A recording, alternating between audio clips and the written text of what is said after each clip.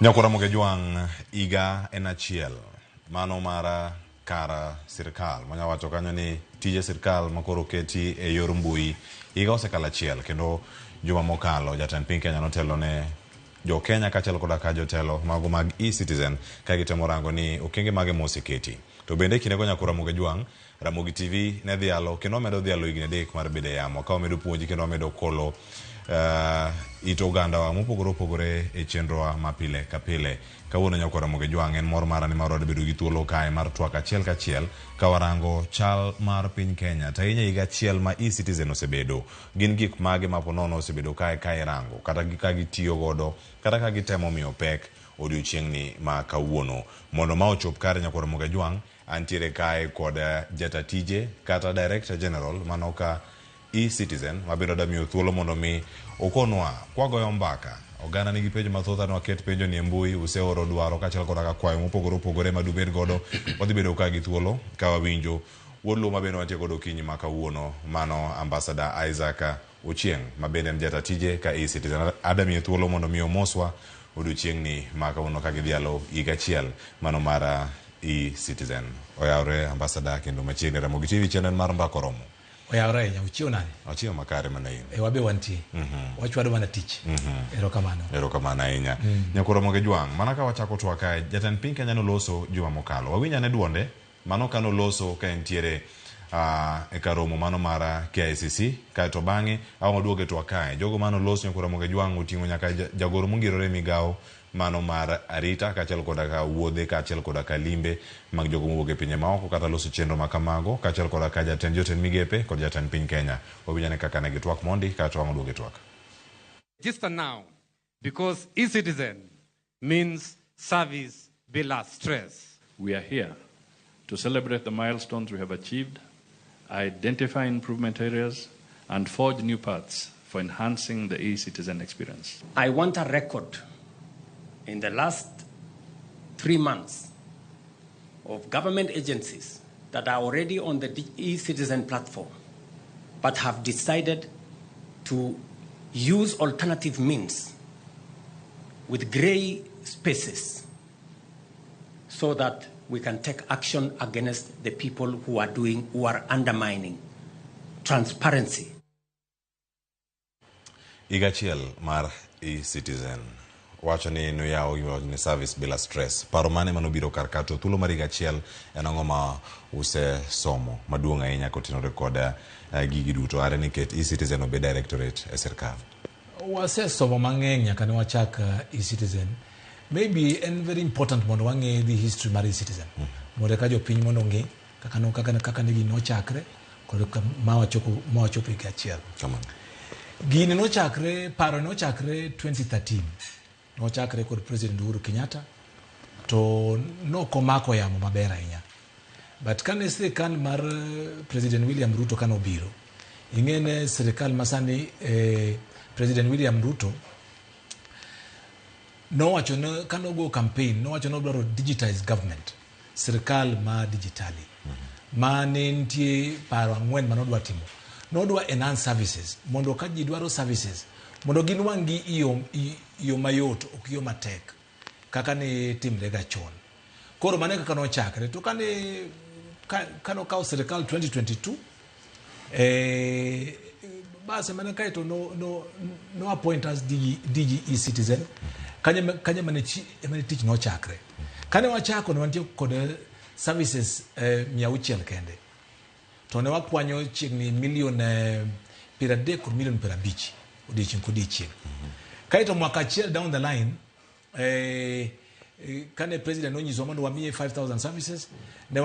wasurpass target mane wadhi nanwang'o 5,100 services mane wachako kae to mano kane gino nodhi ne wachoko chiegni milion 250 odiochieng' kane wachako kod 5,000 services to sani koro 1 year down the line gimomiyo ne wa celebrate maduong' nyikwa Ramogi ne sani koro wakwanyo chiegni wan kod services 20,000 to wakwanyo chiegni milion 800 gi milion 900 odiochieng' mano is a big achievement ji bende nwango services at their convenience. At their convenience kaini OD, you don't need to drive ni work kibira ni nyaka duaro driving license NTSA. So inwange at your convenience. Ibeti OD, imadho chai, imadho nyuka, ichamo kuon, to ingi simbi, tiri ni your driving license, inyano sani bende inyano your birth certificate, ka ID mariolal, bende inyano apply through e-citizen. So certificate of good conduct. Joma kijende mama nyotije, mamondo record mari ben maler, on record mari ler on e-citizen. Sani kata SHA o taifa kia bende, mado bende sani biro e-citizen. Magi duto te itemo mondo jion wang services at their convenience. But most importantly, gini bende go record mibadhi, corruption. Nikechika onge human to human touch, onge corruption madi temre. Okay? Kaito revenue bende di malo. Kaito pin bende endelea. Kijende mabende ema are the biggest users make this platform. Gibende gini wango TJ. So gidintie kod benefits mangeng kuom piny owacho te. Kamano, winjo tipo kanyo ma otuwo kaka wachako. Jatend piny Kenya ne ogolo chik, kendo chik mane umii in kaka DG mano mara e-citizen.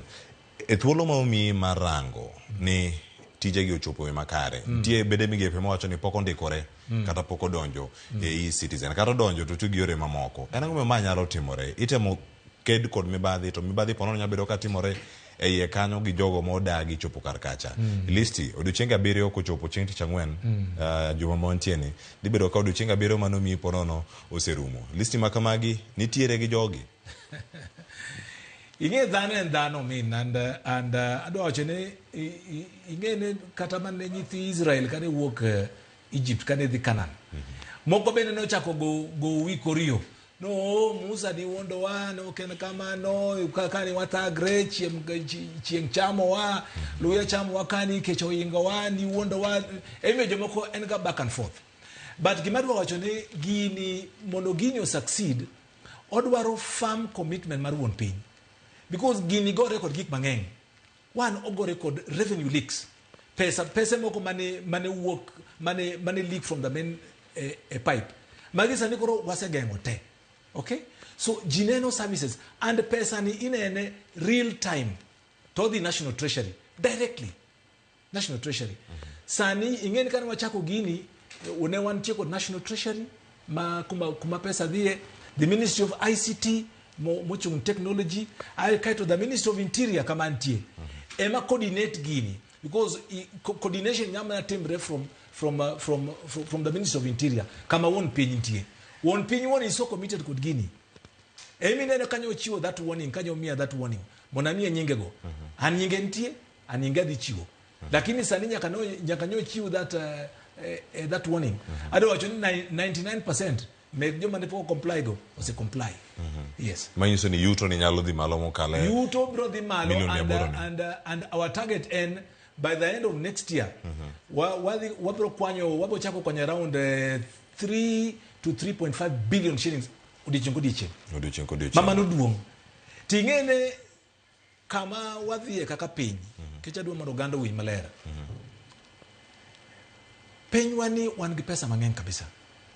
But kana wachako gi e-citizen ni. Ne waneno ka ingene kana wachake ne dwaro mana services. Mondo dhi ni mwananchi. To kana warango revenue o shoot. Emana wacho ni kara nentie problem be. Sani revenue visibility is very clear. Kata sani kadi desk mara sani. Anyalo nyisi ni chakre pinyuru, chakre sapar gadi mokinyi, nyaka sani agency by agency ma serikal wase kwanyo pesa di. Gimane chon ne onge. So revenue visibility is real. So anyalo nene, and money is very important for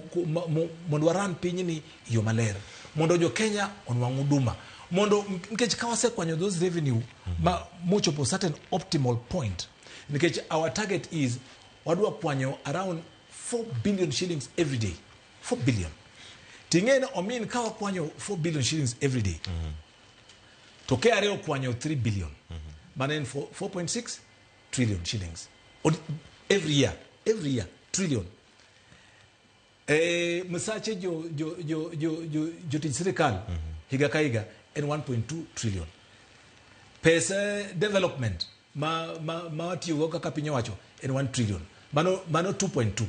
haya pesa mwachulo gope mwan go oko en about 1.2 trillion so pesa buduto kawaneno biro our budgetary obligations biro to around 3.4 to 3.5 trillion shillings so kawa kwanyo pesa ni maber wadhi dong kod excess money ma is about 6 to 700 billion shillings mano will be historical ingene mano gimocho kod Kiswahili it will be itakuwa koni mapinduzi ya kiuchumi o dongere wacho economic liberation and mane kumwadhie kamano ang'eni penjo thoth ahinya ma odhi bedo ka penjo kendo joneno bende orote gi achiel kachiel kama ri thuolo mano mar somo gi achiel kachiel to gima de waher mar rango karka omenda gi thoth kendo mi wacho ni ichoko to bende dobedi gimoro malit ni kaka DG mano mar eCitizen ni omenda ma kama gichoko kokale mbui mar eCitizen to jatend migawo mar omenda kendo sirkal machon bende noseyango ni omenda maromo kata bilion 2 lalo odiochieng' achiel ichoko omenda machiegni bilion 1 to kata eno duto kata gite gilale yore mag mibadhi bende gini mi lit moro e chunyi kaka jatelo mochung' ne chenro machoko omenda machal kama sirkal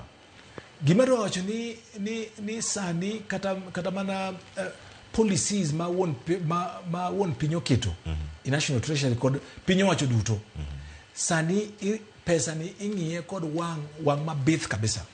nikech kaka ne President Uhuru Kenyatta nowacho choncha ne bilion 2 mane lal on daily basis part of it could be nena money masani koro wasegeng'o eCitizen duto so sani oket policies office of the Auditor General bende oketo wang'e mabith ahinya ng'iyo kaka pesa ni dhi gimwadwaro kaka piny owacho en mondo pesa duto ma sirkal pesa Caesar odhin Caesar to mar Nyasaye odhin Nyasaye mane gimwadwaro sani to nyaka sani ka wanyalo penjo machielo bogara dang'eyo eCitizen ng'amen wuongo kata ng'ama tayo chenro mag omenda gi mag eCitizen pesa ni dhi direct to National Treasury mani en pes piny an kata ana won okamule ananeno mana kaka oringo gimwacho ni view sasa ana won okamule oginga mamule odhi directly to National Treasury ma waziri Mbadi emang'ie PS Chris Kipto ema manage yes to odhi directly odhi serve Kenyan citizens oko serve ngato eCitizen ni mani en gine mar Kenya no chake kod kijendewa manegi lose maber to after this sani gini koro belongs to the government of the Republic of Kenya ero kama na inya kamara ne orang kendo machielo nitie gino ma ulosi kendo jatend piny no lose kachiel koda ka jotelo mamoko manitiere romo ma juma mokadho gimiluongo ni third generation ID card tiende nango to pogore nade kod kipande moganda osebedo godo ka gintiere ka to kanyo bende mule weche mag birth certificate ka wach ni sano biro gi kido moro man gi unique identifier moro ye kacha namba mantie kuome ni opogore machana de gi machon to ngado wach sani ko do kipande ne nyithindo motimo form 4 sani nitie moko maneno kata kantie dala gipenjore kanyo ni ID wadhi bedo gi expiry date en gi expiry date nango ikindi ma ontie sani kama gi achiel kuom chenro mantiere e eCitizen kama nya bedo ni moko machini kodi kata moko mabor kod docket mari mana kinyalo dwoko mano ero kamano now kipande masani the third generation ID gini no chak because again the second generation security features manti third generation ID gin more enhanced orangi much more deeper mangato sani ok nyal superimpose pichi kata details meki entie kod chip machal na kod bank card visa card o kata card make bengi ma ichwe ni to details meki bila te unlike choncha na gimondik chande kene meneno so sani kochwe kama tinene and entie kod features ingen magi duto pinyo wacho migepe meg piny duto IOM okay emanoketo these regulations emwaluo emomiyo this ID nyaka obed kod expiry date nikech ing'en features meki change omien kaka ni chal 10 years ago ke chal sani features meki pogre matin ichako ti kidogo chako bedo kod wrinkles kidogo maybe in kod white beard or white hair so emio gigo nyaka gibed renewed after every 10 years bang higna par ka par but ado wacho ni sirkal masani osetemo nikech third generation ID ni sirkal ma Kibaki noteme mondo gikele notamogi sirkal ma Uhuru Kenyatta noteme notamogi koro mani marwa ni wasetemo osedonjo to wachako issue emio sani wa issue iskunde kijende mo reach the age of 18 sani yude and mano kuom one kodi joma over 18 ma wantie kod ID ID marwano kitambulisho marwano ntie kod nembni aboro 8 numbers king'iyo to kijende masani attain the age of 18 motieko form 4 sani gin ntie kod 9 digits so ki attain age mar 18 mari ntie kod 9 digits to nyathi ma kawuono nyuol kawuono be wamiye birth certificate mabe ntie kod 9 digits inyalo penjiri ang'o miyo watimo gini mani bende itime mondo wa enhance records mekwa nikech ing'eni sani kata inyalo ng'iyo in birth certificate mari namba margi and different school ID mari is different KRA pin mari and different so employment number mari opogre so emi wadwaro ibed kod namba achiel namba no ema chieng' monyuoli nyaka chieng' mitho birth certificate mari bende nowuog mana kod namba no mano biro enhance visibility and monitoring make citizens and planning so that onge ng'ama nya wacho ne kiny ni en an kata en in mano enhance security mabende mar piny so omiyo gigo timre kamano so omiyo sani unique personal identifier maisha integrated number okay maisha integrated number maisha number mari nikech en waluonge maisha nikech mano life mari duto so nyathi manyuol kawuono en dhi bed kod mare 9 digits kijana masani oteko form 4 ID mare onwang'e sani mantie kod chip 9 digits mano kochakore karang'o sani mana samalo sani koso otimre kata sani wan kodi kilose ID mari imi third generation ID mantie kod chip but number mari kod mara bedo remain the same bedo kod 8 digits but security features make ID no opogre nikech ka ng'ato penjre ni koro sani ka ID na erasaido maisha namba ni kama intiere kendo an gi third generation ID to chenro mamoko ka duto pod an gi KRA pin mara pod namba mopogore antiere kod namba mar hospital cha pod mopogore kata kano garantio kod NHF sani koloke wantiere SHIF gidhi chalo nade ka dipo ni ID ni kende miloke koso namba kamoko sani di kwai mondo mi iket gi kata gibed kumoro achiel idhi yudi gi nade mondo mi ti kod ID ni kende chenro gi duto sani koro gimotemo timo ki present your ID to mano the identify all those other documents gimotemo timo as a country kaka piny owacho wadwa collapse all these documents but don't document adi achiel kaito passport bende obed number mar passport to nyaka pogre because there is no way minyalo bedo kod the same number mar passport kech mago dhi kod the issue mar buge winja erokamano wadarango thuolo mar higa achiel gigi duto osebedo kar ka achiel nitiere oganda manyalo bedo ni gin underserved kata jogo mantiere e kor gwenge ere kaka gini chopo kare thuolo mar higa achiel ni nikech wantiere gi reality ni ntiere digital divide jogo manyalo access mbui mati gi e-citizen e yo makare nyalo access mbui mang'eny ahinya kabisa kendo ginyarange to jogo mok nya yude ok yude chutho kata ok ginene chuth magi omako nyaka gwenge moko makaluo usebedo kudhach kod giyo machal nade jok moge kata cyber machiegni kodgi sani wacho ni simu ntiere ong'eyo mar ong'we yamo ni ntiere ogara nyalo wuotho kode kendo nyalo access godo e-citizen yot kod pek ni osebedo mane e thuolo mar higa achiel mano yot omin sani kintie kod ginne sim mar digital smartphone yot kata ikaka kijandi nyakwari kata jirani to dhi through single sign on idwaro ngo idwaro renew your passport idwaro ngo idwaro apply for ID idwaro ngo idwaro apply for birth certificate idwaro ngo idwaro ya ohala idwaro ngo idwaro bora ni isedonjo single sign on to ngech nyakibed kod account gini charge kod bengi ineno kinya dhi bengi idwa golo pesa nyakibed kod account nyakibed kod details meki to mondo idonji mondo keti e-citizen nyakibed kod ID card kende ema dwarre so manon kan number 2 ntie e-citizen bende ntie huduma centers joma bende pod feel ni dwaro the kono wantie kod huduma centers idhi kanyo bende giyaw ni account exactly gima explain kaito inwango huduma no so oyot idware gweng inyayude through smartphone idwaro mondo maybe idhi Omabei town Siaya town kata Kisumu idhi Siaya idhi ka huduma center to idwa iyauni account kanyo tidonjo tiwacho gimidwaro to giketo documents meki pas tinwango huduma sani omin wantie kod account holders make e-citizen wantie kod 13.5 million Kenyans kod joko mantie kod account e-citizen so kini duong and pile daily basis joma donjo e-citizen kamanyo huduma gin between 250,000 to 300,000 ji mador huduma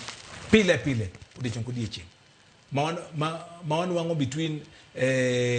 million 800 kod million 900 udechon kodieche utemo nade mondo mukel jok ma onge kod teko mar yudo smartphone ok nya yudo internet chenro sirkal nochako mano mar keyo mbui e kor gwenge mano telo machon mar jatend migawo mag weche mag tudruok Eliud Owalo kano keyo gi kor gwenge no ko yawgi kata chirni maero waneno gi moko ntiere Aram kanye gwenge mopogore Nyanza no yudo thuolo mag yudo teko mag mbui gi kamora mora mane gintiere twatiyo kod gi yo machal nade nikech mag jok manya wacho ni gin vulnerable groups ogionge simbe mano mag teknolojia ok ginya yudo internet bende kinde madwarore un kaka bad migawo mochung' ne rango ni chenro gi ochopo ne japiny e yor mbui mondo mi orangi nikech ng'ato sane rango chenro kama odoti marus tentiere Turkana ojaluo to gini samoro ok onya yudo thuolo mar donjo kate mbui ni sani oganda yudo ni giwacha niero ka dekone tek wadonje come to stay bile mato wadagi wadwa kamano die mbui tek kwara kikwadonji come to stay mano richo ng'en dware kanyaka nyaki formalize dak mari gimin ot dog pek mar ngimo miyo kanyo data okonya yudo simu mar mula mosni onge go gini sani yot dwara kijana mo mange smartphone to timoni timi es 20 mo kata 50 moro mar service to kunyo donjo go to register yi to okwayo gimidwaro no bora ni bed kod ID mari oyaw ni account tidonjo kanyo kata na keny bendike na kanyo lakini gimok timre e-citizen wach ma wero to onge wero to udhi court kendro to kendra kenda e-citizen divorce ko jobo to bana mano to da mano diuri court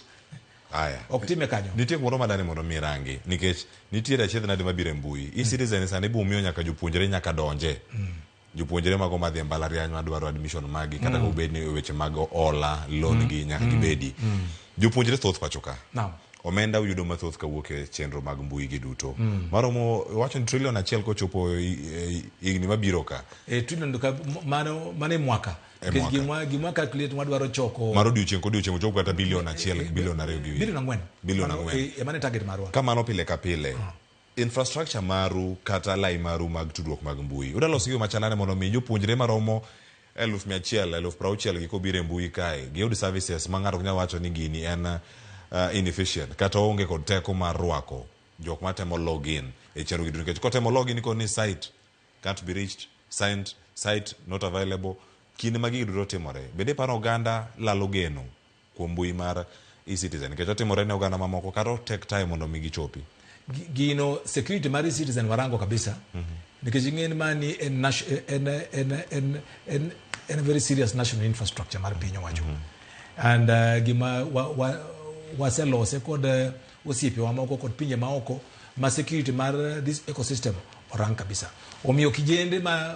madwa yawo account e-citizen sani kata wan gi capacity kata mar dhano milion achiel pile pile ka pile nikech ing'eni watemo push registration sani mondo wanwang' another 2 million Kenyans omiyo wan capacity omiyo 60,000 no ena drop in the ocean. Kamane kama oganda mathoth ntiere iwacho ni nitiere kwayo kachiel koda kadwaro mopogore opogore mantiere karka mang' chuna mondo mi akaw ote moro mor ka achiel kato bang'e nangi duokane ka ntiere ote mara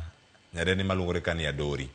ntiere ote ma ooro karkanyo wanyalo yudo ote mara Adori owacho kama got a pressing question mano on payment of e-citizen payment at Kisumu International Airport. Owacho ni jogo delay jowuoth giketo jam entrance mar gate mar gate ok giket machine mabedo pressed kata maskan mtoka tichulo to ng'ato yudo receipt. Sani koro gima thank you for that question. I mean sani koro gima watemo timo kaka e-citizen wadhi department mar piny owacho kaka department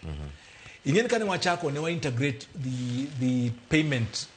to make government departments te amino atimo lakini sani koro gima watemo warango their business processes kaka chal ma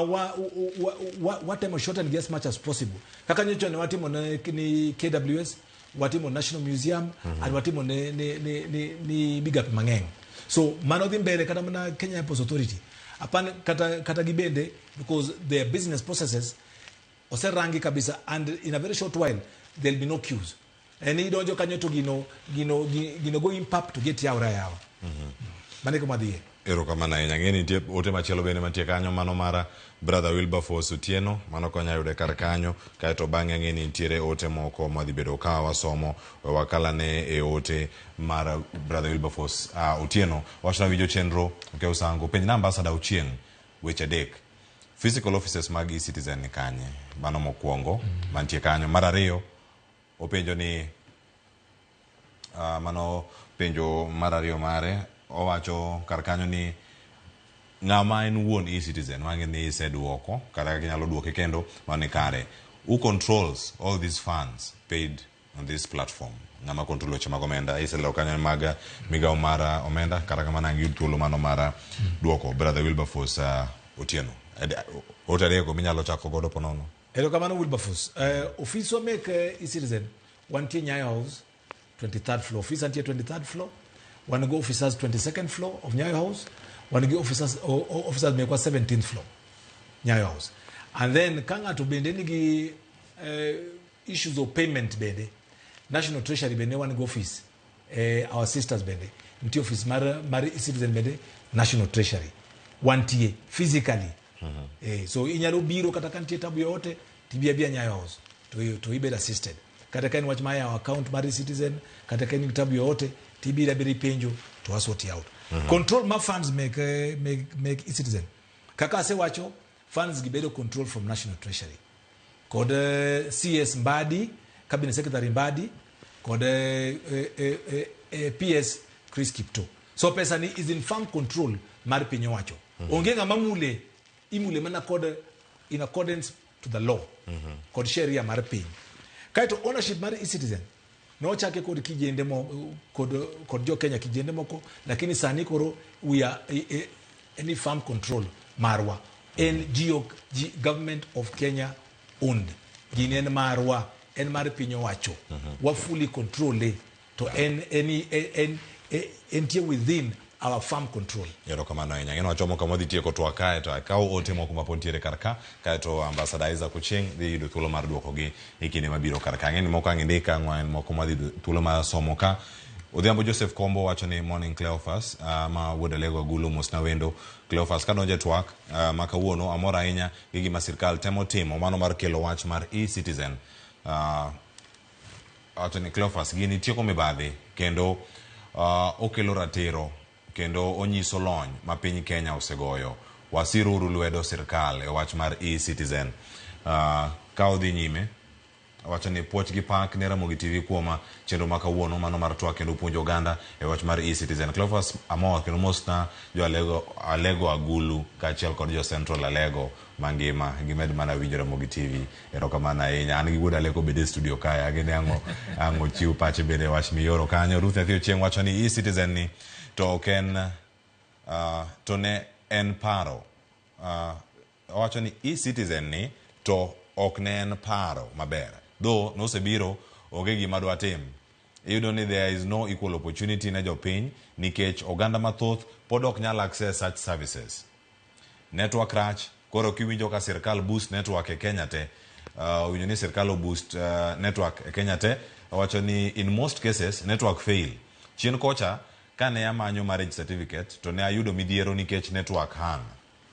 Alafu the whole of Umoja nitiere mana cyber chiel machiwo services go. Gini pod mes ji nikech aruso nindo to pok license mar aruso wuok. Mae kelo wich bar ne jopiny. Sirkal omedo rido ngima gi weche digital gi. Piny na wendo ni ang'o momiyo services moko gin very expensive through e-Citizen moloyo moko to en hidden agenda mane ma sirkal nigo e wach e-Citizen ni. Aluotwa kan tiere Umoja inako. Erokamano ahinya. Yudo ote moro machalo mogik mano mara Min Faith wacho ni e-Citizen ber kendo oketo tich mayot e registration mag gik modhuro. To ang'o momiyo SHA to pok giketo e-Citizen? Min Faith oro ote no kanyo, mano kama ntiere kanyo, ang'o wayudo thuolo mano marango mamoko bende mapod ntiere kar kanyo. Kogana moko wacho ni en puoch gi pak ne e-Citizen ma bende osemiyo services delivery obedo very easy. In fact, my achievement monego Ruto regime opakre godo ma Injinia Lazaro Kanyambok kama ntiere. Alongi thuolo ma dakika 4 ambassador mondo mi iduok penjo go chaka gimed gi wach mari mogik mana ka penjo ma jopiny oro. Erokamano min kuom those 4 questions. One mar Cleopas omiyo a lot of accolades. Wacho ni mane ginin kare indeed e-Citizen ber. This is a good system. Money enhanced revenue collection. Services in wange at your convenience. Ogore kod mibadhi. Or create opportunities nikijende. Revenue visibility is very clear. So gini ober. Ruth wacho ni ponti shida ma network Umoja. And then and nigini in a bit expensive network issues. Upon waborango maybe kod jo Safaricom what the problem is at Umoja. Ngeni ntie kudemoko ma maybe gintie i pockets maonge network maber. So waborango kod service providers Airtel, Safaricom, mondo wane kaka maybe gimachan gimate ko Umoja. So Karut nyalo oroni more details then mondo waur technical officers mondo range nang matemre. Then Min Faith wacho ni gini ber ntaomiyo sharp kodonji kanyo. Sha biro kata Taifa Care. Obiro matek ne wacho ni mondo giluok od gi mondo ka gibiro e-Citizen to gitieko gise register ji maber mondo ka gidonjo ing'eni bende dware ka nyithindo biro to gin nyithindo mabende oseikre maber. Gise puodhre maber. So pod wapuodho gi kono ka gise puodhre to gibono ji e-Citizen. Gima dwa wacho mogik Omin my parting shot and ma Kenya wasego very very very very good strides in terms of service delivery. Ingene kani i Africa te wani e piny mokwongo man gi services mang'eny moingo pinje te mek Africa sani. Mamano we must be very proud of it. Gimwase timo kaka piny wacho. Number 2 gore kod mibadhi. Revenues mane leak mane jadwong piny machon mane wacho ne wa lose about 2 billion. Sani mago koro gi piny na modo wane kuma some of those revenues die. Most of it sani wase dino buchego. To mogik kabisa. Come on. Onego warang kaka piny kaka wadhi enhance mondo wa attain economic liberation mar piny ni. And that is the best way. Because if we can be able to actually maintain that and attain that real economic liberation, my revenue collection din piny te. ma bende wadhi dino be osedin gi kuonde ma revenue leaks nitie koka expenditure mago bende itiyo no oken mara but gima ng'e gima sewinjo there's a lot of work madhi mbele kono so gini so e-citizen en gima ber piny it is a way to go the whole world is going there and that is what we need as this country. Erokamano ahinya Ambassador Isaac Ochieng kuom thuolo matok kod Ramogi TV odiochieng' ma kono ageno ma ok giko pod oganda oda ng'eyo mathoth kotenore kod chenro gi duto mag e-citizen wadhi yudo thuolo mar bedo kodi kok en chenro mar mbaka romo kata rupiny ma watayo pile ka pile ka wadhi yudo thuolo mar twak kata chenro mamoko mag Ramogi wantiere kod duol wantiere kod rameny piny mitimore otieno ka yudo thuolo wabedi kod twak odiochieng' moro machielo. Erokamano aneno ka Cleopas Morno neno jaleggi ana jalego and actually most importantly mano ne odhiambo Joseph Kombo ana ja Kenya most importantly erokamano mane gima duong' ahinya amora ahinya erokamano matwak e kinde mabiro jokoro mag jwang' mane makelo e giko na wantie ka koda Ambassador Isaac Ochieng men jata tije ka e-citizen auto kode kachiel gachiel mara e-citizen Orit masana nyinga Cleophas Oluoch jakisimo kanyo kor mokeo nyaka sango dai kodong' 3 morom 5 Orit masana